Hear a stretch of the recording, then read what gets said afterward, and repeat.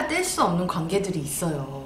내가 힘들 때 이럴 때 어떻게 해야 될까요, 선생님? 네. 평생 가져갈 관계라고 확신한 그런 관계 안에서 이제 힘들어질 때 네. 부부가 될 수도 있고 형제자매가 될 수도 있고 부부도 있어. 그럴 때는 이제 무시할 수도 없고 어디 도망칠 수도 없잖아요. 네, 맞아요. 특히 이럴 때는 맨날 보고 같이 살아야 되는 경우인 때가 많잖아요. 맞아요. 이제 나만 참으면 돼 이런 분도 계세요. 결국엔 티가 나요. 맞아요. 숨긴다고 숨겨도 결국엔 어디선가 터져요. 이게 밖으로 안 터지면 안에서 터져요. 건강 몸으로 오기도 하고 증상으로 오기도 하고. 네. 맞아요. 제가 어떤 다큐에서 봤는데 화를 너무 참으면 그게 암이 된다고 그러더라고요. 맞아요. 저는 그렇게 생각해요. 네. 뭐 어딘가 아프면 이건 다 몸이 자신을 위해서 기능을 하면서 주는 신호예요. 뭔가 잘못하고 있어 지금. 그게 생각일 수도 있고 습관일 수도 있고 뭐 여러 가지인데 이런 관계에서 사람들이 아무래도 스트레스 많이 받잖아요. 부자 관계에서 있었던 어떤 이슈를 해결하지 못하면 꼭 아버지 같은 남편을 만난다고 하죠. 그런 얘기 들어봤어요. 또 아들은 뭐 어머니 같은 여자 만난다는 얘기도 있고 아니면 또 내 자식한테 되물림 얘기까지 하고 이렇게 영향까지 미치기도 해요. 그렇죠. 이런 부분에 대해서 그냥 거리를 떨어져서 따로 살고 안 보면 되지 이런 식으로 해결하는 게 아니라 사실은 직접 마주하고 해결했을 때 가장 최상의 상태를 사실 수 있다고 생각을 해요. 마주보고 해결을 했을 때 일단 내 안에서 그걸 마주보는 것이던 실제 그 상대와 대면을 해서 마주보는 것이던 상대가 이미 돌아가셨을 경우에도 사실 이거는 해당이 돼요. 내 안에 아직 남아있는 거기 때문에 예를 들어서 부모님은 돌아가셨는데 아직 그 감정에 대한 한이라든지 애도라든지 미련이라든지 여러 가지 화라든지 이런 게 아직도 남아있을 수 있어요. 근데 그럼 계속 나는 여기다 모시고 살고 가고 있는 건데 이게 건강하지 않은 여파라고 하면은 계속 내 건강이든 생활습관이든 감정이든 내 사고 방식이든 영향을 계속 이게 미치고 있다는 거예요. 내가 내 안에서 바라볼 수 있는 방법 어떤 게 있을까요? 이제 상담을 통해서 말씀을 드리게 될 것 같아요. 아니면은 명상을 통해서도 내가 생각하지 못했던 다른 방식의 시각이 보이거나 통찰력이 생기거나 이런 부분도 있긴 있어요. 이건 좀 더 자연스럽게 일어나는 부분이고 심리상담 같은 경우는 이제 외부의 어떤 자극을 통해서 내가 다시 한번 그걸 마주보고 바꾸게 할 수 있는 방법이고 둘 다 굉장히 큰 효과가 따로 있지만 사실 두 개를 병행했을 때 저는 최선의 효과라고 보고요. 그러니까 심리상담과 명상 그리고 또 있나요? 시간이라는 게 저절로 해결을 해줄 때가 있기도 하고요. 시간이 약이다. 뭔가 사람이 철이 든다고 하잖아요. 그래서 내가 부모가 됐을 때 다시 부모의 마음이 이해하게 되면서 어떤 풀리는 그런 과정도 있다고 하고 여러 가지가 있겠지만요. 일단은 오늘 주제로는 살아계신 분과 직접 대면하고 살아가야 하는데 일단 이 떼야 뗄 수 없는 관계에서 계속 힘들 때 이걸 위주로 좀 더 말씀 나눌 것 같아요. 그래서 첫 번째는 이제 여기는 상대를 변화시키든지 내가 변화든지 둘 중에 하나잖아요. 그렇죠. 그래서 이때 상대를 변화시키고 싶은 마음이 사실 더 크시잖아요. 그렇죠. 상대가 잘못한 것 같으니까. 저 사람만 바뀌면 될 것 같잖아요. 사실 여기에서 고통이 시작된다는 걸 아시나요? 상대를 변화시키려고 하는 거에서 고통이 시작된다고요? 왜냐면 이건 마음처럼 쉽지 않은 게 당연하니까. 우리라고 해서 누가 나를 변화시키려고 할 때 그거 쉽게 되지 않잖아요. 마찬가지로. 내가 나를 변화시키는 것도 힘드니까. 하루에 하고 싶은 리스트 할 일 10개 적어놨어요. 내가 하고 싶어서 적었는데도 그거 다 하는 거 쉽지만은 않잖아요. 그렇죠. 그것도 매일매일을 그렇게 하는 건다면 진짜 훌륭하신 분이죠. 그런데 다른 사람이 나한테 시켜서 뭔가를 해야 되는데 그게 또 나의 성격을 바꾸는 일이야. 내가 상대를 변화시키고자 하면 상대는 또 자기 입장에서 그럼 당신은 이러면서 나올 수 있는 게 분명히 있기 때문에 힘들죠. 또 이걸 위해서는 엄청난 사랑이 필요해요. 사랑이요? 사람이 진짜 변화를 하게 되는 기분은 사랑을 통해서 밖에 없대요. 그래요? 이게 자기에 대한 사랑일 수도 있고 상대방의 사랑을 느껴서일 수도 있지만 이제 강압적으로 그럴 때는 변하는 것 같더라도 속에서는 반발심이 계속 자라나고 있을 수 있고 오히려 역효과가 딴 데서 날 수도 있고 그래요. 그래서 진정한 어떤 변화가 시작되려면 일단 그 사랑이 기반이 돼야 되잖아요. 근데 그럼 사랑하려면 지금 상태에 대한 수용이 먼저 일어나야 돼요. 수용이요? 있는 그대로를 받아들인다는 게 사랑이잖아요. 그 상대방이 있는 그대로를 받아들이는 거? 일단 거기서부터 사랑이라는 게 시작되기 때문에 그래서 두 번째 선택지는 수용한다인데 있는 그대로를 존중해 준다는 거거든요. 어렵다. 한편으로 보면은 이제 어차피 장점이 단점일 수 있고 단점이 장점일 수가 있어요. 아까 부모를 닮은 사람과 결혼하는 경우 있다고 했잖아요. 일단 아빠한테서 예를 들어서 단점이라고 생각하는 네. 게 고집이라고 할게요. 네. 근데 이 남자가 굉장히 매력적으로 보여서 사귀게 됐어요. 네. 근데 이 남자요, 자기 주관 있는 모습 또는 자신감 있게 뭔가를 추진해 나가는 모습 이런 거에 네. 멋있다 그래서 끌려왔어요. 근데 나중에 그래가지고 결혼하고 보니까 나중에 이게 그 고집인 거였어요. 이게 동전이 암명 같은 논문 자료에서 본 것 같아요.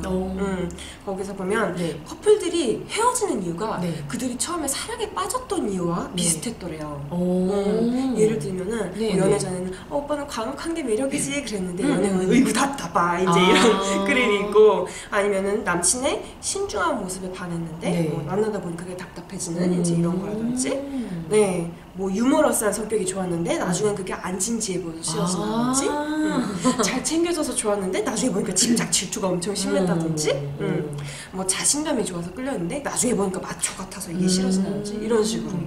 네. 그러니까 사람은 그대로인데 내가 이거에 대해서 느끼는 자신이 달라졌을 수도 있는 거잖아요. 그래서 이 사람이 이때를 수용한다는 게 이 사람이 예를 들어서 이래서는 안 돼, 저래서는 안 돼, 이건 이 사람이 또 고쳐야 돼, 이제 이런 나의 아집을 먼저 일단 내려놓는 부분이 되는 거겠죠. 첫 번째 기반에서 일단 나는 이걸 못 봐주겠어 더 이상. 그래서 이걸 막 트집 잡고 바꾸려고 하고 꼬집고 이러려는 태도에서는 변화가 생기지를 않는다는 거예요. 그래서 일단 나는 당신의 다양한 점이 있다는 것을 인정합니다. 그리고 받아들입니다. 그리고 당신이 그럴 수 있다는 걸 알겠습니다. 존중합니다. 그리고 그런 당신조차도 사랑합니다. 여기를 기반으로 했을 때 대화가 통해요. 아, 그래요? 통하는 게 시작이 될 수가 있어요. 네네. 근데 선생님, 뭐 수용하고 받아들인다, 그럴 수 있다, 뭐 그렇게 생각하는 거는 뭐 할 수는 있겠죠. 근데 그렇게 생각할 때마다 자꾸 부정적인 감정이 올라오고 막 승질이 나면 그럴 때는 어떡하지? 맞아, 그런 점 받아들이려고 하는데 내가 답답해서 지금 이렇게 힘들 수 있어. 괜찮아, 그럴만해. 나도 그럴만해. 그러니까 내 것도 인정을 해줘야 되는 거죠. 내가 느끼는 감정도 상대만 해주는 게 아니라. 그리고 이거 바꾸고 싶은데 힘들어? 그래, 그럴 수 있어. 근데 그래도 해줘야 되는 거 아니야? 해야지 뭔가 우리가 개선이 될 테니까. 맞아, 그 생각도 맞아. 근데 힘들어. 괜찮아, 그럴 수 있어. 이걸 다 오케이 맞아를 이제 해주시면서 나도 달래주고 수용할 수 있는 기반을 만드시는 거죠. 그래서 나 역시 분명 가진 장단점이 있잖아요. 그리고 상대도 분명 상대의 시점에서 나를 감수하고 있는 어떤 부분이 있을 수 있어요. 그럴 수 있지만 그만큼 서로한테 어떤 진득한 부분도 있잖아요. 근데 그럴 수 있어. 이거를 하다가 이거를 화를 참고 막 억누르게 되는 거 아닐까요? 아니죠. 화가 나면 그것도 인정을 해줘야 되는 거예요. 그래, 화낼만 해. 맞아. 화날 수 있지. 화내고 싶어. 그래, 네. 괜찮아. 이제 하고 싶은 말을 일단 마음속에 있는 그 사람한테 막 이제 뭐라 할 수도 있고 적으실 수도 있고. 일단 한 풀이가 되고 나서 다음으로 갈 수 있는 준비가 나 스스로도 되기 때문에 다 괜찮아요. 감정은 거짓말을 하지 않기 때문에 다 인정을 해줘야 돼요. 내가 가진 감정도 상대에 대해서 가진 느낌들도 먼저 나도 그렇게 수용해줄 수 있으면 그래, 이 사람도 지금 그럴 수 있다 할 수 있는 좀 여유가 생기게 돼요. 그래서 세 번째가 이것을 기반으로 대화한다. 일단 그 화가 어디서 표출돼서 좀 더 이제 강해지고 이제 이 사람에 대한 존중과 사랑이라는 감정이 좀 생겼어요. 여기서 내가 당신의 마음을 이해한다라는 표현을 해주시고 이 사람이 내가 이렇게 느끼고 있다는 걸 안다는 게 되게 중요해요. 많이 고생한 거 안다. 그동안 또 이러이러한 점에서 많이 힘드셨을 때는 감사하게 여기는 부분이 분명히 있다. 그리고 내가 거친 표현하고 불평하고 했지만 사실은 존경하는 마음도 있고 당신이 이러이러한 좋은 점도 알고 있다. 이제 이런 어떤 대화를 할 수 있는 기반이 있을 때 열리는 거죠. 이쪽에서도 마음이. 안 열리는 사람도 있어요.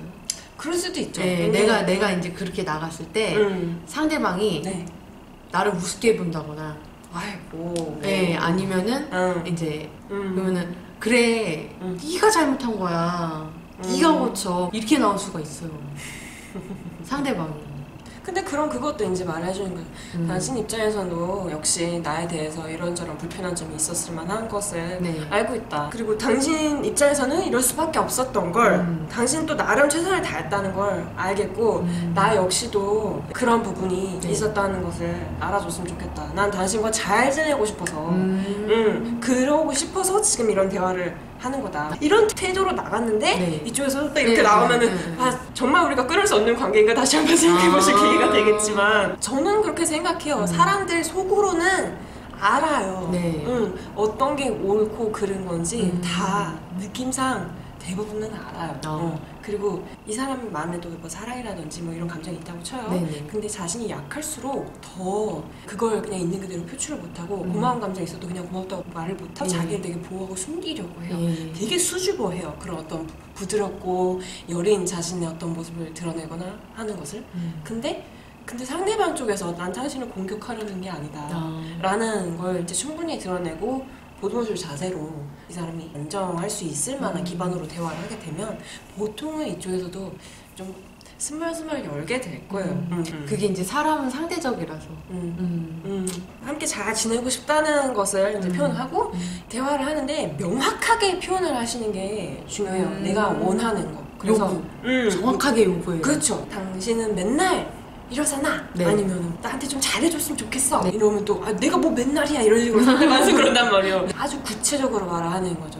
수치화하고 구체화해서 원하는 것은 하루에 한 번은 뭘 해줬으면 좋겠다. 나한테 잘해준다는 게 뭐라고 느끼면은 한 끼는 밥을 같이 꼭 먹었으면 좋겠고 뭐 밥을 먹을 때는 서로 뭐 다른 거 신경 안 쓰고 눈을 보면서 대화를 하면서 먹었으면 좋겠고 뭐 이제 얘는 구체적으로 이런 부분은 이렇게 개선해주면 정말 좋을 것 같다 이런 식으로 그거 중요한 것 같아요. 네. 그리고 이런 자세가 나한테 돼 있다는 것도 말씀해 주시면 좋아요. 이제 당신이 뭔가 하나를 고치면 나도 내 입장에서 두 개 생각해 볼게 이런 식으로 내 스스로도 이렇게 해볼게 이제 이러면은 상대도 그래라 막 이러면 이러고는 같이 진짜 우리 노력해보자는 거구나 라는 거 느끼실 거예요. 이걸 정말 하시게 되려면 먼저 아까 말씀드렸지만 나의 치유가 우선 이루어져야 돼요. 내 마음이 일단 편해야 그걸 이제 초월 명상을 통해서 할 수 있죠. 그게 크게 도움이 이제 되신 분들이 많이 계셨고 아무래도 물에 빠진 나 먼저 일단 구해주고 옆 사람을 구해줘야 되잖아요. 그래서 심리치료라든지 명상이라든지 크게 도움되실 수 있는 여러 가지 것들이 있고 나의 치유, 나의 회복, 나의 여유가 생겨서 그러고 나면 이제 뭐 용기든 사랑이든 또 나의 그릇을 이렇게 차서 흘러 넘치게 하는 이런 준비가 되시겠죠. 그래서 독이 되는 스트레스를 일단 없애셔야 돼요. 날 계속 갉아먹고 있는 초월 명상이 스트레스를 완화하는데 참 좋죠. 스트레스 푸시는 방법이 여러 가지 있으실 거예요. 맛있는 음식을 드실 때도 있을 거고 운동을 하신다면 아주 건강한 부분 중에 하나일 거고 근데 가장 이제 효과적인 것 중에 하나가 휴식이거든요. 잠을 자시고 일어나셨을 때 확연히 달라지잖아요. 푹 주무셨을 때 잠만 못 자더라도 사람 성격이 한 몇 배는 나빠지는 것 같아요. 맞아. 맞아. 근데 초열 명상을 하실 때는 산소 호흡률도 달라지고 뭐 전기 저항도 이런 여러 가지가 측정이 되는데 그 가장 깊은 상태의 잠을 자려면 5시간 정도 주무셔야 된대요. 그때 그 정도 깊은 수면에 가는데 초열 명상 한 20분씩 하세요. 근데 그때 그것보다 한 2배 정도 더 깊이 수면보다 깊은 휴식을 취하시게 돼요. 분명 깨어있으면서도. 그래서 이제 잠으로도 풀리지 못했던 스트레스나 이제 트라우마나 이제 이런 것들이 특히 외상후 스트레스 장애 같은 경우에 해소되는 경우들이 많이 있습니다. 알겠습니다. 이렇게 대인관계에 대해서 좋은 말씀 해주셔서 감사합니다. 감사합니다.